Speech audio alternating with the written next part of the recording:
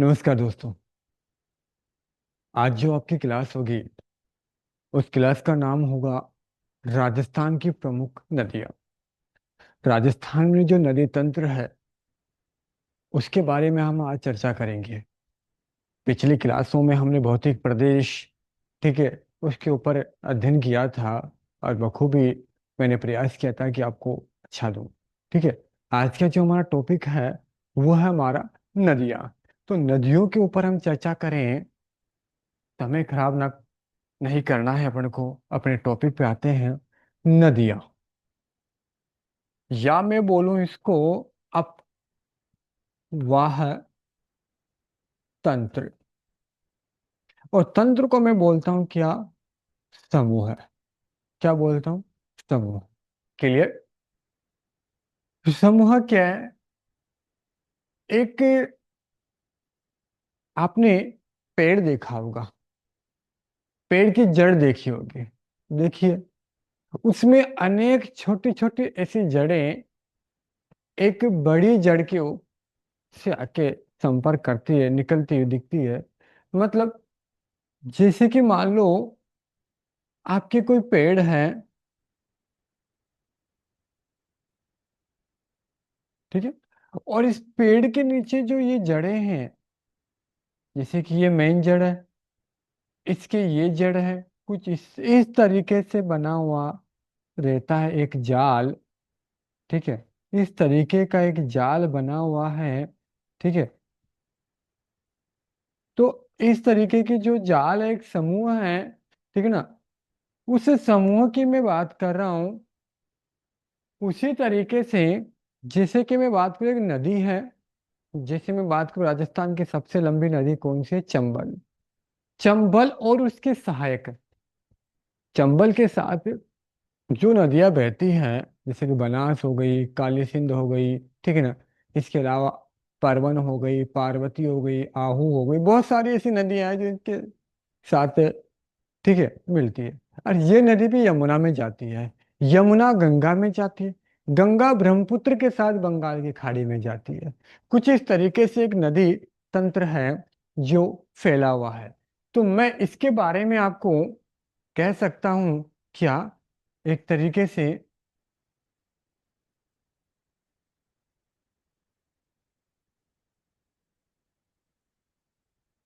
देखो,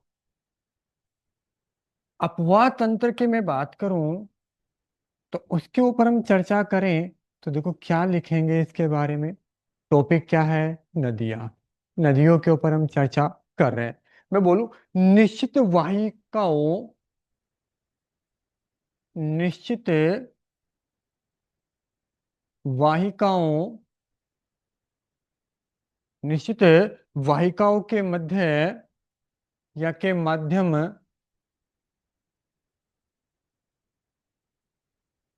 से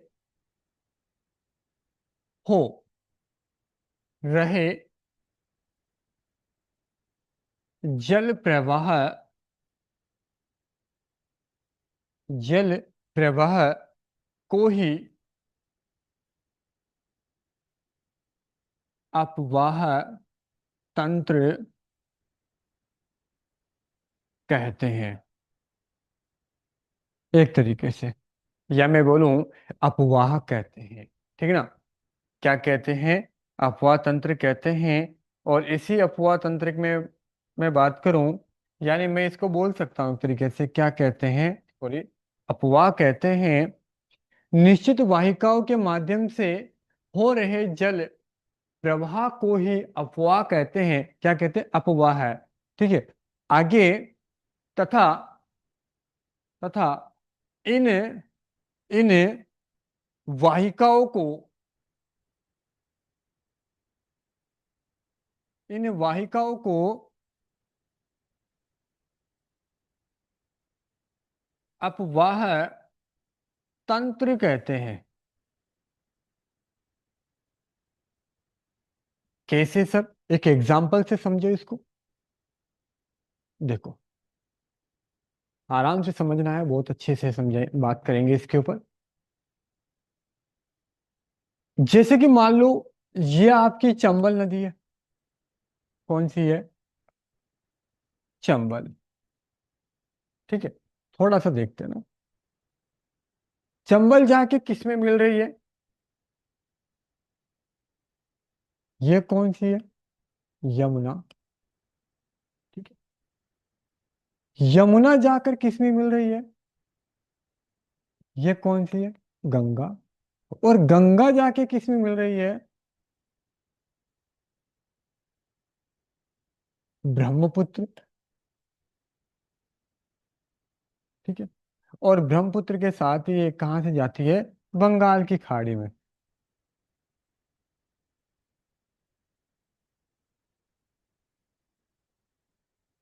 ठीक है, अब देखो, चंबल में कौन मिलती है?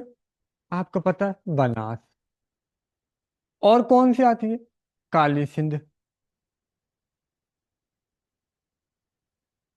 ठीक है, परवन,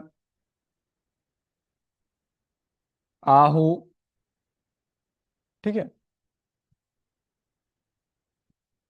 पार्वती। ऐसे बहुत सारे हैं, जैसे कि मैं बात करूं इधर से, ये आपकी बाण गंगा। तो ये क्या, एक जाल सा बन गया, क्या बन गया? एक जाल सा बन गया। तो अफवाह तंत्र के बारे में मैं बात कर रहा हूं। तो अफवाह तंत्र एक समूह है, जिसमें जैसे कि मैं बात करूं, जिसकी लीडरशिप प्रमुख नदी करती है।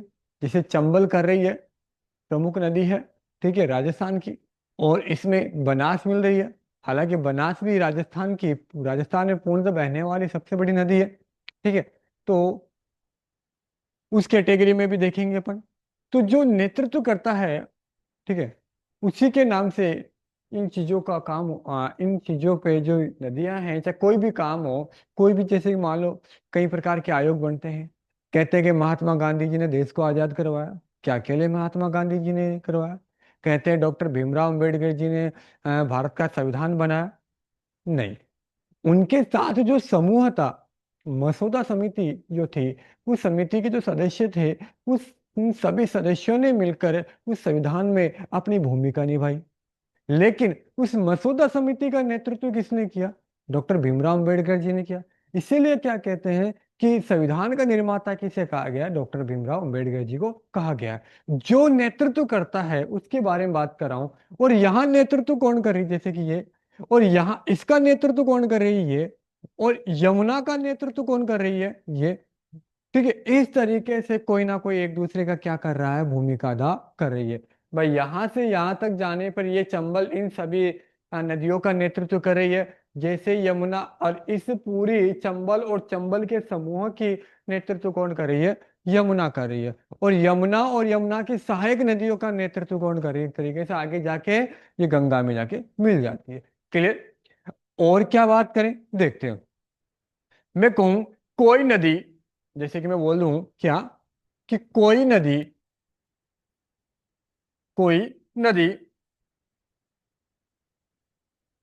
अपनी सहायक नदियों सहित, नदियों सहित जिस क्षेत्र का जल लेकर आगे बढ़ती है, आगे बढ़ती है, वह प्रवाह क्षेत्र, या मैं उसको बोलूं नदी द्रोणी। क्या बोलते हैं? नदी द्रोणी।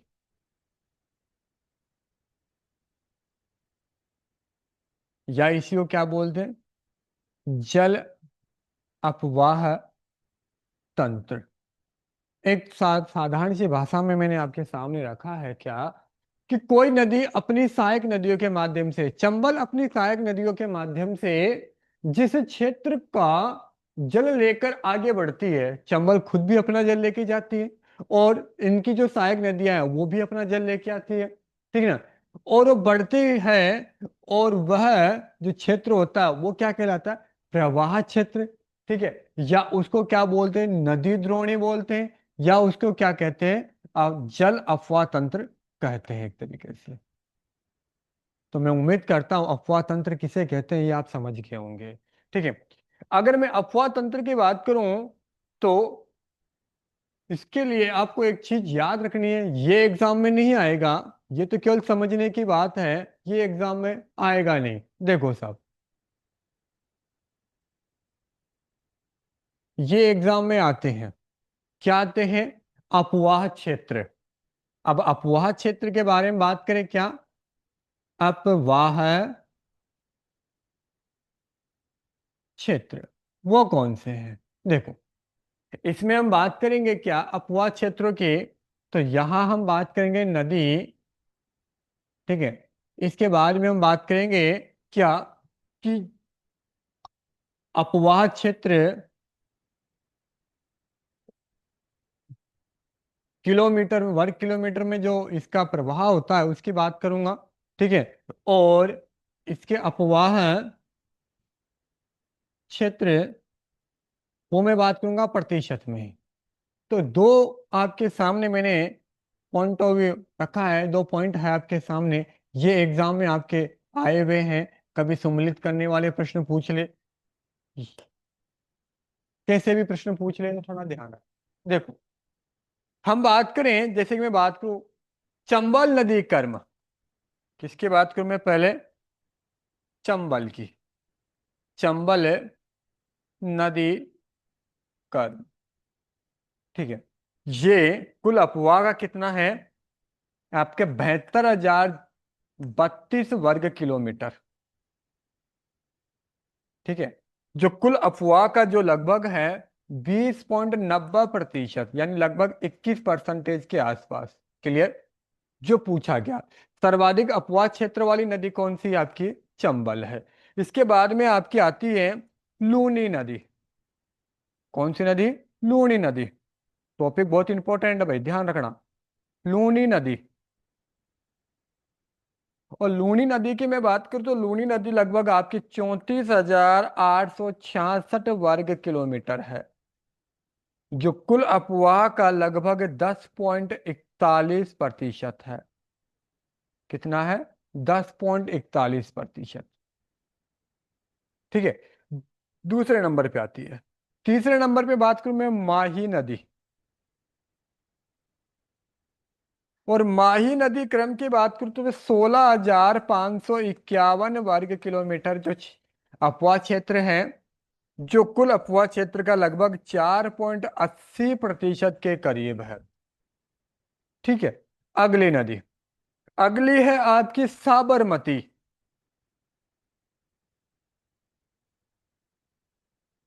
साबरमती नदी कर्म, जो लगभग है, जो आपकी पड़ती है वो है 3,288 वर्ग किलोमीटर। कुल अपवाह का लगभग 1% है। कितना है? 1% है। तो अगर आपसे पूछ लें कि सर्वाधिक कौन सा है? सर आपके बनास का तो नाम ही नहीं आया, बिल्कुल आएगा बनास के बारे में भी, क्योंकि पूछता है एग्जामिनर ने, पूछा हुआ है। क्योंकि आपको जब नदियां पढ़ाई जाएगी तो वहां भी हम बात करेंगे। ठीक है। आगे देखते हैं। इसके बाद में हम बात करें बनास की। बनास नदी क्रम, ये जो नदी क्रम है बनास, वो लगभग 2837, 2827 वर्ग किलोमीटर, जो कुल अफवाह क्षेत्र का लगभग 0.90% के करीब है। इसके अलावा और अगर मैं बात करूं आपके, ये पांचों नदी तंत्र मोस्ट है, कई बार एग्जाम में आ चुका है यहां से प्रश्न, कई बार एग्जाम में आपके यहां से पुटअप हो चुका है। अब वो परसेंटेज में पूछेगा या फिर आपको वर्ग किलोमीटर में पूछेगा, या फिर वो सिंपल क्वेश्चन पूछ लेगा क्या कि राजस्थान में सर्वाधिक अफवाह तंत्र वाली नदी कौन सी है? तो कौन सी है दोस्तों?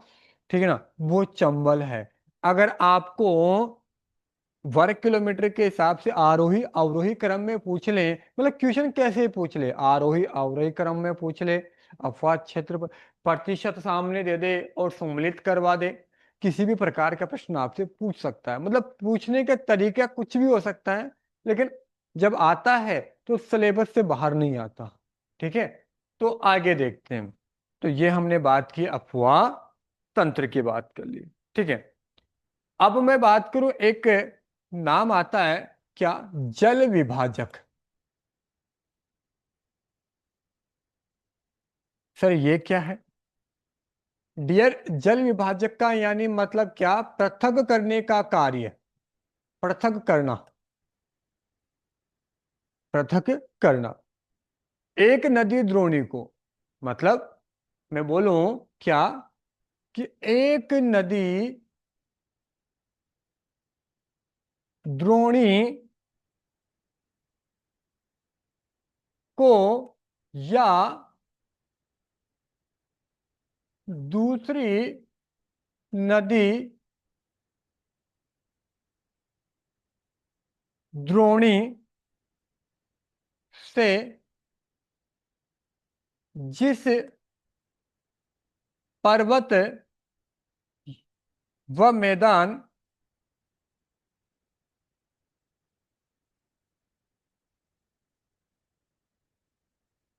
मैदान, या बोलूं मैं उच्च भूमि, ठीक है, द्वारा अलग किया जाता है। वो कौन सी है सर एग्जाम्पल? तो एग्जाम्पल के रूप में याद रखना, जिससे कि मैं बात करूं, एक तो आपकी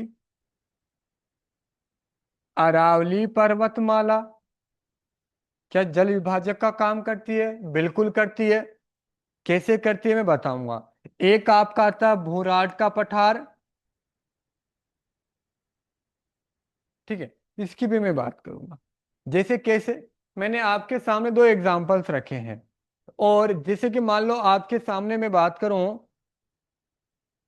ये आपका राजस्थान है, ठीक है, और इस राजस्थान में ये जल विभाजक का काम करती है कौन, आपकी अरावली। कैसे? आपको पता है, इधर से एक नदी निकल के आती है, कौन सी, लूनी, और कई नदियां इधर से निकलती, जैसे कि मैं बात करूं बनास की, जो जाके कुछ इस तरीके से चंबल में मिल जाती है। ये हो गई आपकी बनास, ये आपके हो गई क्या, चंबल। तो क्या जल विभाजक का, विभाजन का काम कर रही है कि नहीं कर रही? बिल्कुल कर रही है। ठीक है, तो ये आपको याद रखना है। तीसरा पॉइंट आता है आपके क्या, वो आता है जल ग्रहण क्षेत्र, जो कि मोस्ट है। क्या है?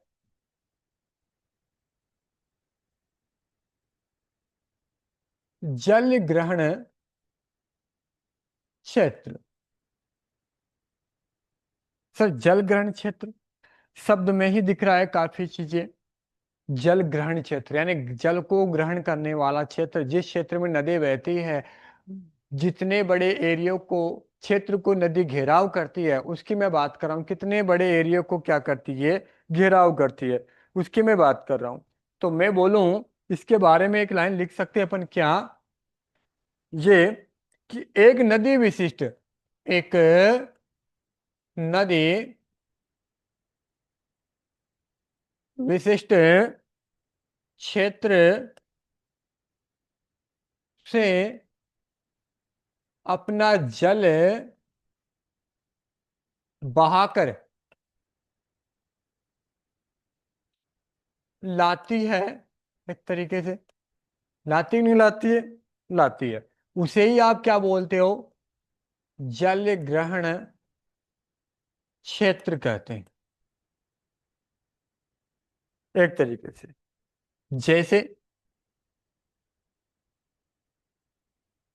ये भी एक एग्जाम बेस्ड मोस्ट है, अफवाह तंत्र, वो भी इंपॉर्टेंट है, जो मैंने भी करवाया है।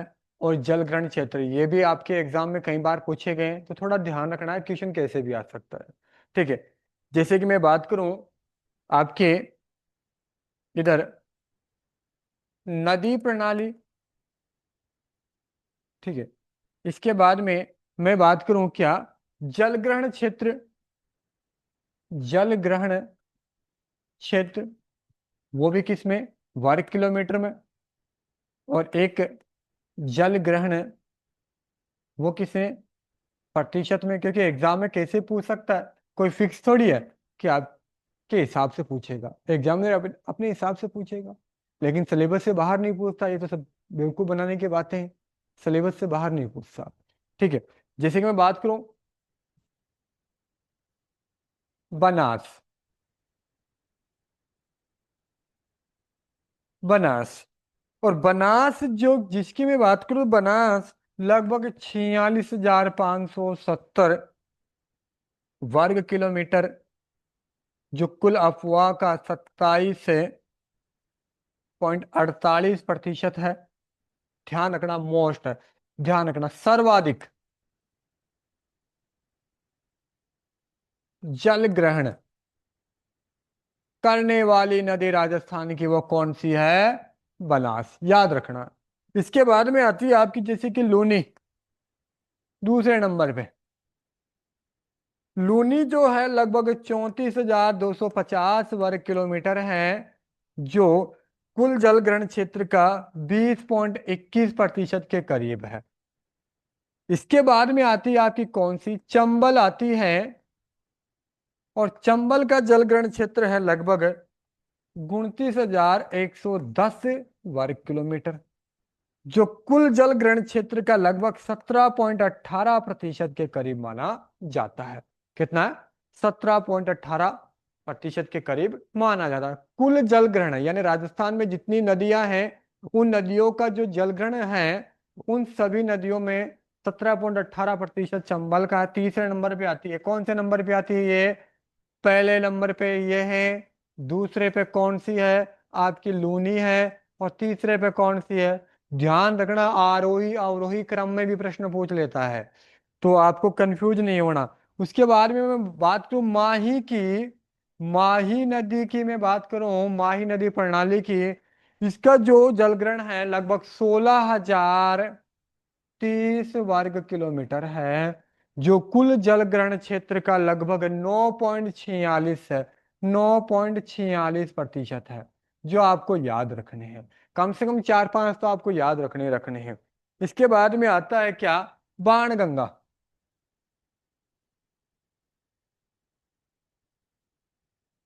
बाणगंगा, बाण गंगा। ठीक है, और बाणगंगा के साथ एक नदी और आती है गंभीरी। ठीक है, गंभीर अलग है, सॉरी गंभीर। बाणगंगा के साथ कौन सी आती है, गंभीर। गंभीर ही आपके चित्तौड़ में है, जो बेडस की सहायक है, जिसकी हम बात करेंगे जो आगे पढ़ेंगे तब। और इसकी जो जलग्रहण क्षमता है वो लगभग 14,360 वर्ग किलोमीटर है दोस्तों, जो आपके कुल जलग्रहण क्षेत्र का कितना, 8.47 है। उसके बाद में और मैं बात करूं क्या, इसके अलावा और भी है क्या, जैसे कि मैं बात करूं, तो पांचवें है, मैन है 9वें नंबर की, कभी पूछ लेता है साबरमती के बारे में भी। जो साबरमती है वो जलग्रहण क्षेत्र में 9वां स्थान रखती है, मैं मैन की बात कर रहा हूँ, ठीक है। और साबरमती का जो है लगभग कितना है, 4300 वर्ग किलोमीटर, जो कुल जलग्रहण क्षेत्र का 2.53% के करीब है। ठीक है, इसके बाद में आपका आता है, एक आपकी आती है पश्चिम बनास, जो सिरोही के पास में से है। ठीक है, और इसका लगभग आता है 3,000 वर्ग किलोमीटर। ठीक है, जो कुल का कितना है, 1.77%।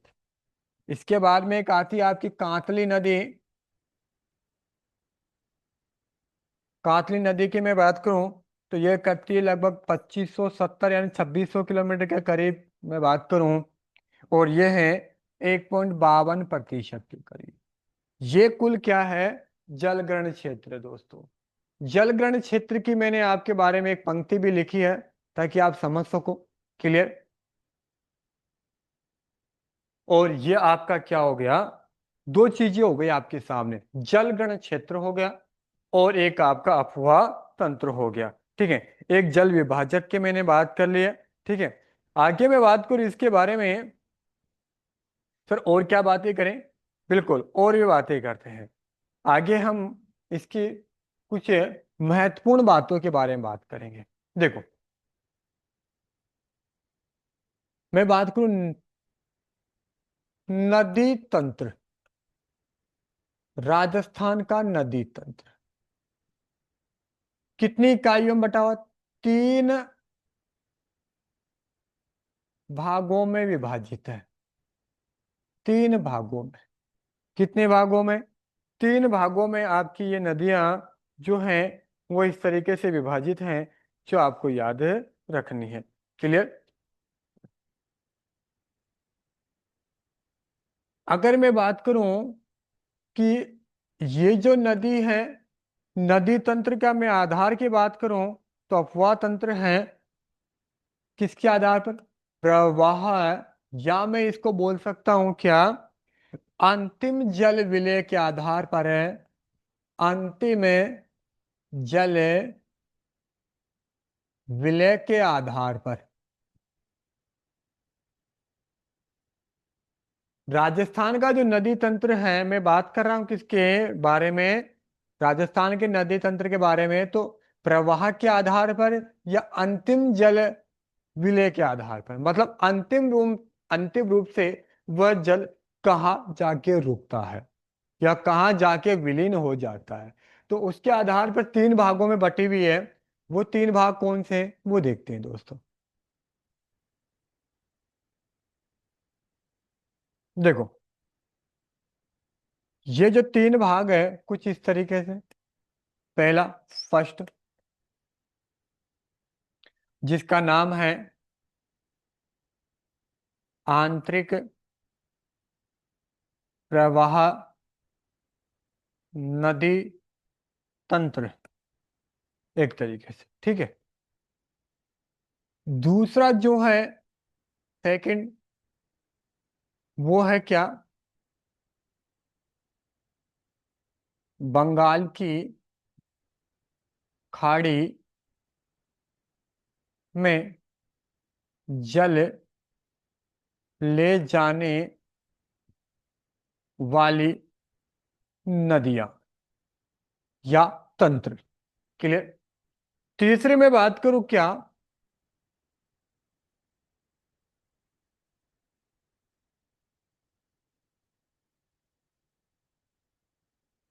तीसरा है क्या, अरब सागर या अरब सागर में जल ले जाने वाली नदियां।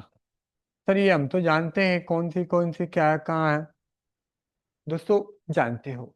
लेकिन पहला ही जो यहां से एग्जामिनर क्या करता है, एक प्रश्न उठाता है और वहां पे कुछ ऐसे नाम दे देता है। 2 नाम तो ऐसे देगा जो आपने पढ़ रखा है, लेकिन 2 नाम ऐसे दे देगा जो आपको किसी ने बताया ही नहीं। तो जब हम आगे इन नदियों के बारे में पढ़ेंगे डिटेल में, तो मैं उन छोटी छोटी नदियों के नाम भी बताऊंगा जो एग्जामिनर कभी कभी वो नाम दे देता है। कैसे पूछेगा प्रश्न वो भी मैं बात करूंगा। देखो, तो आंतरिक प्रवाह की कौन कौन सी नदियां हैं उसकी मैं बात करूं, और बंगाल की खाड़ी में जल ले जाने वाली वो नदियां कौन कौन सी, वो एग्जाम्पल के रूप में बात कर लेता हूं कि सर वो कौन सी नदियां है जो केवल आंतरिक प्रवाह की है। जैसे कि मैं आंतरिक प्रवाह की भी बात करूं तो जैसे कि आती है आपकी कौन सी, घग्गर नदी, कांतली नदी। आती है कि नहीं आती? घग्गर है, कांतली है, काकनी है, मंथा, ताबी, रूपनगढ़, ठीक है ना, रूपा रेल, ठीक है, रूपनगढ़, रूपा रेल आदि। ऐसी कई नदियां हैं जो आंतरिक प्रवाह की नदियां हैं, ठीक है, जिनके बारे में और भी मैं जब पढ़ाऊंगा तब बात करूंगा। एग्जाम्पल के रूप में छोटी छोटी नदियों के नाम भी बता दूंगा क्योंकि एग्जामिनर दे देता है। आगे में अगर बंगाल की खाड़ी की बात करूँ तो चंबल, ठीक है ना, चंबल एवं उसकी सहायक। अब उसकी सहायक कौन सी नदियां हैं? बहुत सारी है। जैसे कि बनास। अब बनास की भी सहायक है, ढूंढ वगैरह कहीं, ढूंढ की भी सहायक है, उनकी भी कोई सहायक होगी। तो बता रहा हूं मैंने, बात क्या की है कि क्या एक जाल बना हुआ है, एक तंत्र बना हुआ है, एक समूह बना हुआ है, पेड़ की जड़ की तरह ये आपस में क्या हुई है, जुड़ी हुई है। और लास्ट में जाकर इनका जो जल है वो एक निश्चित स्थान पे, जैसे कि मैं बात करूं नदियों की सहायता से, माध्यम से, लास्ट में जैसे यमुना और गंगा की सहायता से कहाँ बंगाल की खाड़ी में चली जाती है। क्लियर? आगे देखो, बनास है, ढूंढ है जो आपके कानोता से है, ठीक है, ठीक है ना, डाई है, काली सिंध है,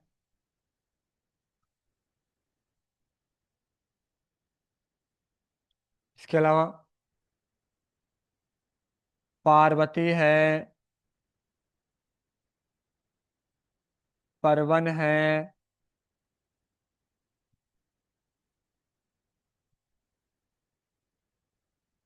आहू है, बेडच है, गंभीरी है, बहुत सारी है जिनके मैं डिटेल में वैसे बात करूंगा, ठीक ना, आदि। इसके अलावा आपकी एक नदी रह गई बाण गंगा। यानी मैं एक तरीके से बोल सकता हूँ क्या, चंबल और उसकी सहायक नदियां, बाणगंगा और उसकी सहायक नदियां, क्योंकि दो ही नदियां हैं जो अपना जल यमुना के में लेके जाती है सीधा, ठीक है, चंबल और बनास, सॉरी, चंबल और आपकी बाणगंगा, ठीक है, क्योंकि बाणगंगा की सहायक भी बाणगंगा में मिलेगी, चंबल की सहायक कौन है, बनास है, बनास में भी कई नदियां जाके मिलती है। तो एक तरीके से बंगाल की जो प्रमुख नदियां वो केवल क्या है, बंगाल की खाड़ी में जो अपना नेतृत्व करती हुए, जो चंबल और एक क्या है, बाणगंगा ही है, और इनकी सहायक नदियां हैं, क्योंकि बनास भी तो चंबल की सहायक है, ठीक है। आगे मैं बात करूं अरब सागर की, अरब सागर की बात करूं तो अरब सागर में देखो भाई, लूनी व उसकी सहायक, जिसकी मैं बात करूं जैसे कि लीलड़ी है, जोजड़ी है, मीठड़ी है, सागी है, बांडी है, ऐसी कई नदियां हैं जो लूनी की सहायक है, जिनके ऊपर हम डिटेल में बात करेंगे तो वहां मैं बता दूंगा। इसके अलावा जैसे कि मैं बात करूं साबरमती, माही, यानी साबरमती और उसकी सहायक, साबरमती व उसकी सहायक, माही व उसकी सहायक, पश्चिम बनास व उसकी सहायक, इस तरीके से। तो अब पूछ क्या लेता है कि आंतरिक प्रवाह की नदियां कौन सी है, निम्न में से बंगाल की खाड़ी में अपना जल ले जाने वाली कौन सी नदियां हैं। तो वो किसी भी तरीके से आपके प्रश्न क्या कर सकता है, पूछ सकता है, क्योंकि एग्जामिनर तो एग्जामिनर है, वो किसी भी तरीके से आपसे प्रश्न पूछ सकता है, ऐसा नहीं है कि वो पूछेगा नहीं आपसे, ठीक है। आगे बात करते हैं। ये हमें पता चल गया क्या, कि कौन सी आंतरिक प्रवाह की है, कौन सी बंगाल की खाड़ी की नदियां हैं, ठीक है।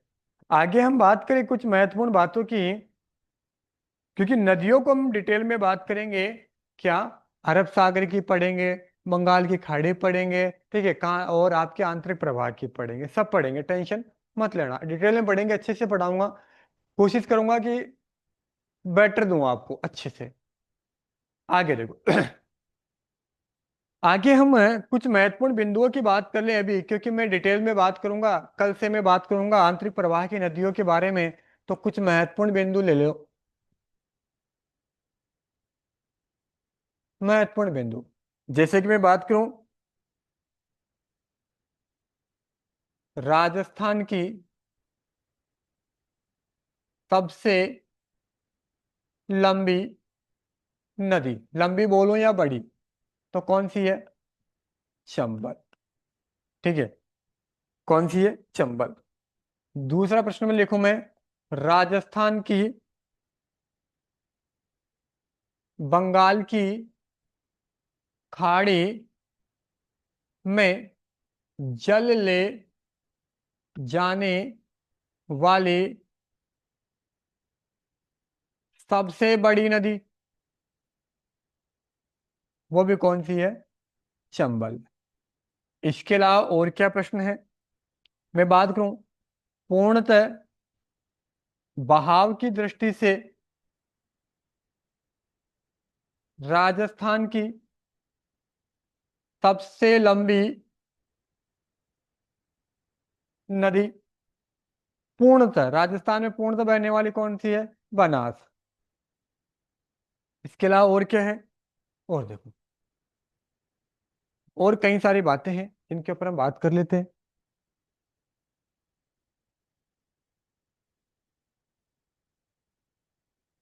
आगे देखो,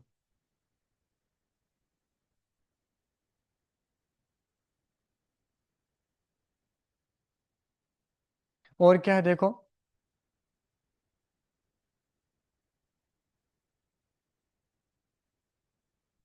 अरब सागर में अपना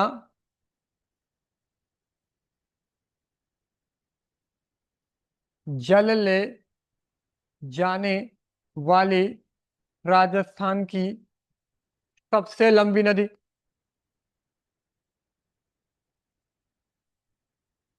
वो कौन सी है? माही है। कौन सी है? माही है। आगे देखते हैं दोस्तों। इसके अलावा राजस्थान की आंतरिक प्रवाह की सबसे लंबी नदी वो कौन सी है आपकी? बताइए साहब।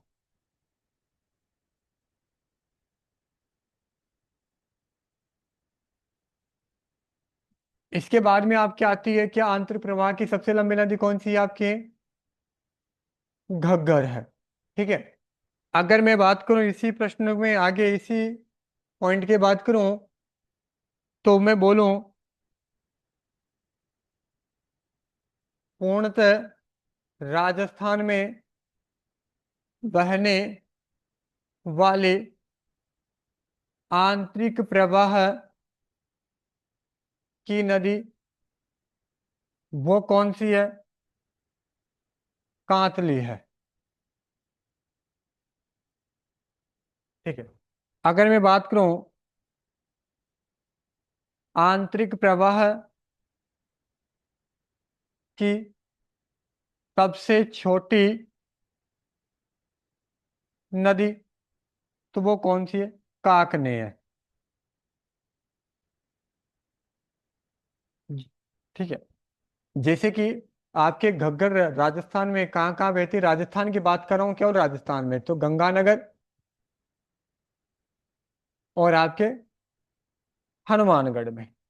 ठीक है। वैसे तीन हरियाणा, हिमाचल प्रदेश, राजस्थान और अंतर्राष्ट्रीय सीमा पाकिस्तान, इनमें इस तरीके से बहती है। मैं बात करके हूँ राजस्थान की। क्लियर। कांतली नदी की मैं बात करूँ तो कांतली नदी जो आपके हैं, कांतली नदी वो सीकर से निकलती है। ठीक है।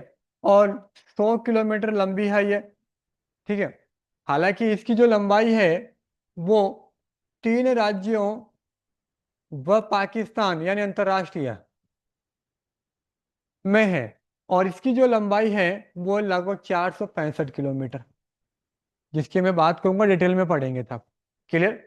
इसके बाद में काकनी नदी की मैं बात करूं तो काकनी नदी कहाँ है? जैसलमेर में। ठीक है। इसकी जो लंबाई है वो कितनी है? मात्र 17 किलोमीटर है। इस तरीके से आपके सामने है। ठीक है। इसके बारे में बात करूं नदी विहीन जिले, नदी विहीन जिले यानी जहां नदियां नहीं हैं वो कौन कौन से हैं? बीकानेर और आपका चूरू, नदी विहीन जिले। इसके अलावा और क्या प्रश्न है? सर्वाधिक नदियों वाला संभाग, सर्वाधिक नदियों वाला संभाग वो कौन सा है? कोटा संभाग। कौन सा है? कोटा संभाग। इसके अलावा न्यूनतम नदियों वाला संभाग।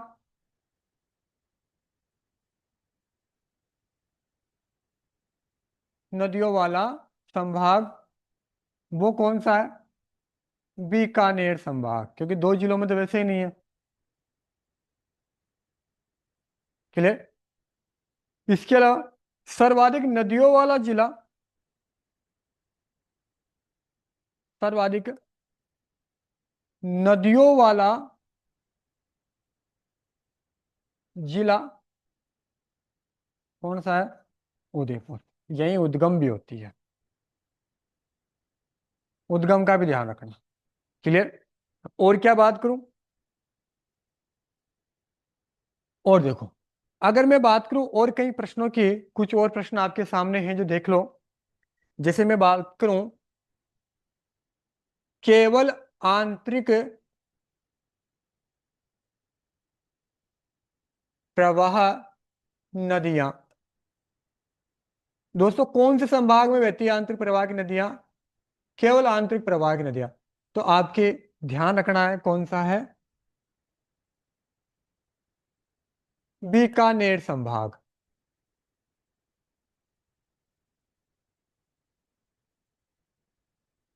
क्लियर? इसके अलावा और क्या है? अरब सागर व बंगाल की खाड़ी में ले जाने वाली नदियां, दोनों, यानी अरब सागर से भी और बंगाल की खाड़ी से भी। तो वो कौन सा संभाग है जिनमें दोनों ही, अरब सागर में भी अपना जल लेके जाती है और बंगाल की खाड़ी में भी? तो वो याद रखना है आपको, कौन सा दोस्तों? वो है आपका उदयपुर संभाग। कौन सा संभाग? उदयपुर। क्योंकि आपको पता है, एक एग्जांपल दे दूं मैं, उदयपुर से एक नदी निकलती, जैसे कि मैं बात करूं साबरमती, जो कहाँ जाती है? अरब सागर में। और उदयपुर से एक नदी निकलती, जैसे मैं बात करूं बेड़च, और बेड़च कहाँ जाती है? बेड़च मिलती है बनास। ठीक है? और बनास कहाँ मिलती है? चंबल में। तो ये एक तरीके से मैं बोल सकता हूँ कहाँ? बंगाल की खाड़ी में। तो ऐसा संभाग है जहां से बंगाल की खाड़ी और अरब सागर दोनों की नदियां हैं, जो वहां से उद्गम होती है और वहां से बहती है। उद्गम होती है, बहती है। क्लियर? इसके अलावा और मैं प्रश्न की बात करूं,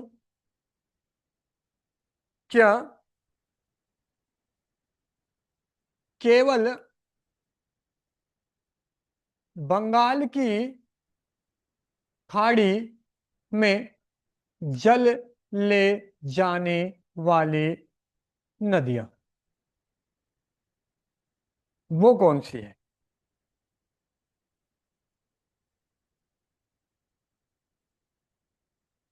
केवल बंगाल की खाड़ी में। और केवल बंगाल की खाड़ी में जल ले जाने वाला संभाग कौन सा है? कोटा संभाग, याद रखना। कौन सा संभाग? कोटा संभाग। कोटा संभाग से देखो, बंगाल की खाड़ी में जाने वाले देखते, काली सिंध है, आऊ है, परवन है, चंबल है। ठीक है ना? बहुत सारी। क्लियर? इसके बारे में बात करूं, क्या अगला प्रश्न है, आंतरिक प्रवाह तीनों की बात करूं मैं, बंगाल की खाड़ी और एवं अरब सागर, अरब सागर में जल ले जाने वाली नदियां। अब तीनों की बात कर रहा है, वो किसकी बात कर रहा है? तीनों की बात कर रहा है। तो वो कौन सा संभाग है जहां से तीनों की, तीनों नदियों का संबंध है? तो आप क्या बताओगे कौन सा? याद रखना है, अजमेर संभाग।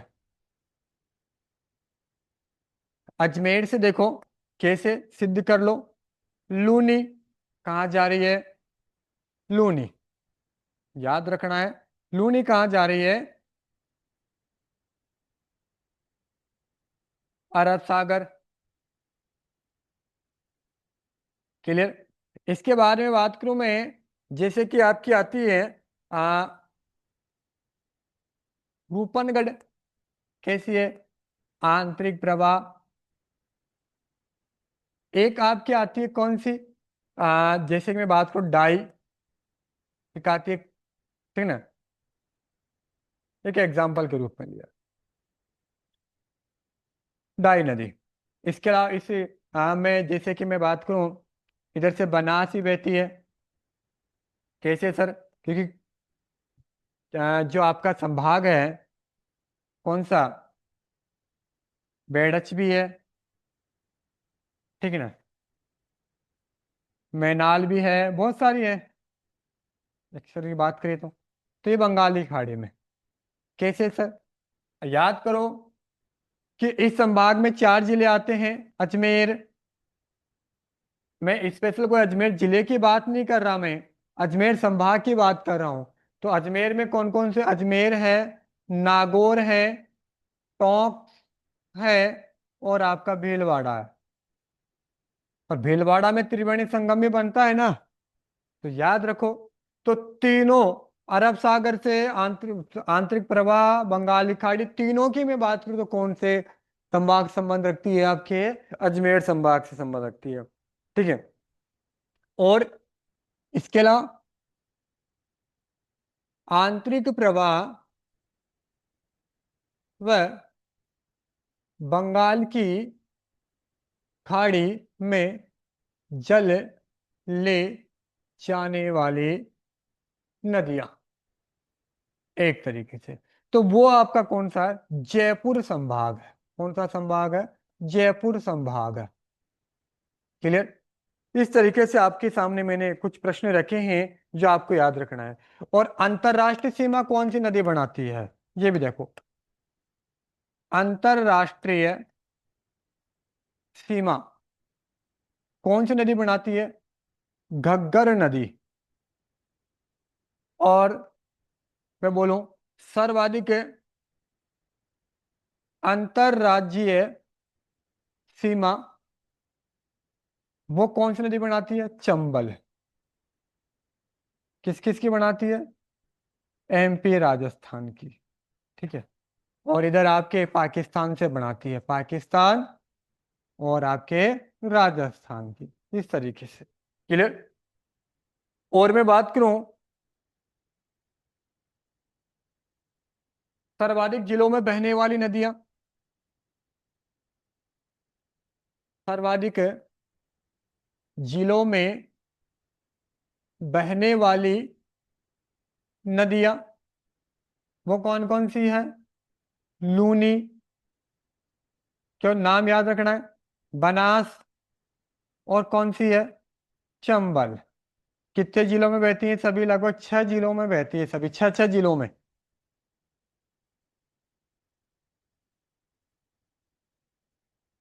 इस तरीके से। सर्वाधिक, अगर मैं बात करूं, सर्वाधिक बांध वाली नदी, सर्वाधिक बांध वाली नदी राजस्थान में बात करूं तो वो कौन सी है, चंबल।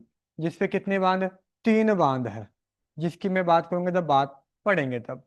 तो ये दोस्तों आपके सामने जो मैंने रखा है, क्या, राजस्थान की प्रमुख नदियां जिनके ऊपर हमने आज बेसिकली बात की है। कल हम आंतरिक प्रवाह की नदियों के ऊपर बात करेंगे, और घग्गर, कांतली वगैरह इनके बारे में देखेंगे। तो अच्छे से पढ़ के आना, ताकि मैं आपसे डिस्कस कर सकूं। तो मिलते हैं अगली क्लास में। थैंक यू, धन्यवाद।